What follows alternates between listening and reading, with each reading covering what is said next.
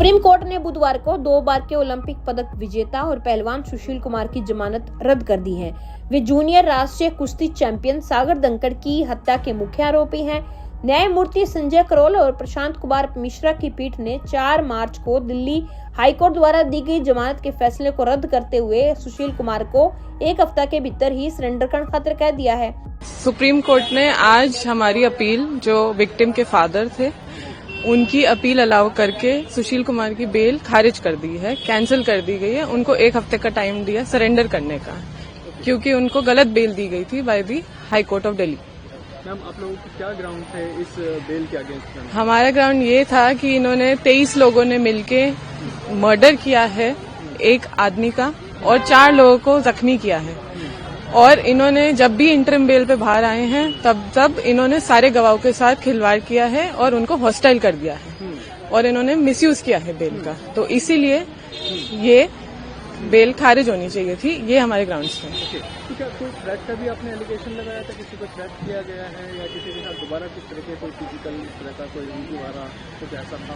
इन्होंने सारे गवाहों के साथ हॉस्टाइल किया है, इनको टैंपर किया है। जब जब बेल पे आए हैं तभी ये बेल हमने लगाई थी कि खारिज हो जाए, क्योंकि ये बेल गलत ग्रांट की गई है हाई कोर्ट द्वारा। मैम, क्या आप लोगों की जानकारी में ऐसा भी आया था जहां पर ट्रायल चल रहा है उसमें गवाह नहीं आ रहे हैं या डरे हुए हैं? गवाह नहीं आ रहे और उन्होंने बोला भी है ट्रायल कोर्ट में जाके, हाई कोर्ट में भी पिटीशन लगाई है कि हमारे साथ हमें थ्रेट है, हमारी फैमिली को थ्रेट है, हमें इनसे प्रोटेक्शन दी जाए। बट उसके बावजूद भी इंटरिम बेल दी गई सुशील कुमार को और उन्होंने उस इंटरिम बेल का मिसयूज करके टैंपर किया एविडेंसेस के साथ। और मोस्टली सारे गवाह, पब्लिक गवाह सारे इसमें हॉस्टाइल हैं टिल डेट, इसलिए ये बेल आज कैंसिल करी गई। इंटरिम बेल पर चल रहे थे या रेगुलर बेल पर थे? अभी रेगुलर बेल पे थे और पहले ये कई बार ट्रायल कोर्ट द्वारा इंटरिम बेल ग्रांट किए गए हैं। यह आदेश सागर के पिता अशोक धनखड़ की याचिका पे आया है, जिसमें उन्होंने हाई कोर्ट में जमानत के आदेशों को चुनौती दी थी। सुप्रीम कोर्ट में अशोक धनखड़ की ओर से वरिष्ठ वकील सिद्धार्थ मृदुल पेश हुए, जबकि सुशील कुमार का पक्ष वरिष्ठ अधिवक्ता महेश जेठलानी ने रखा। आपने बता दें कि 4 मई 2021 को दिल्ली में छत्रसाल स्टेडियम के पार्किंग क्षेत्र में सागर धनखड़ और उसके जो 2 साथी थे सोनू और अमित, उन पे हमला हुआ था।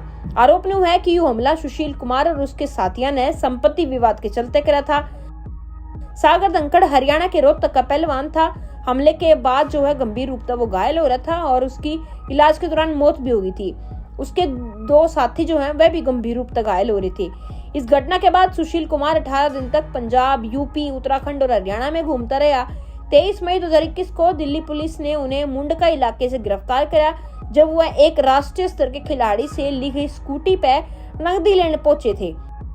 गिरफ्तारी के बाद उनकी रेलवे की जो नौकरी है उससे भी उनको निलंबित करा गया था और न्यायिक हिरासत में उनको भेज दिया गया था। अक्टूबर 2022 में आईपीसी के कई धाराओं और आर्म्स एक्ट के तहत जो आरोप है उन पर वह तय हो गए थे। दिल्ली पुलिस ने चार्जशीट में सुशील को साजिश का मास्टरमाइंड बताया था। पुलिस ने दावा किया था कि उन्होंने कुश्ती समुदाय में अपना प्रभाव फिर से स्थापित करने के लिए हमला करवाया था।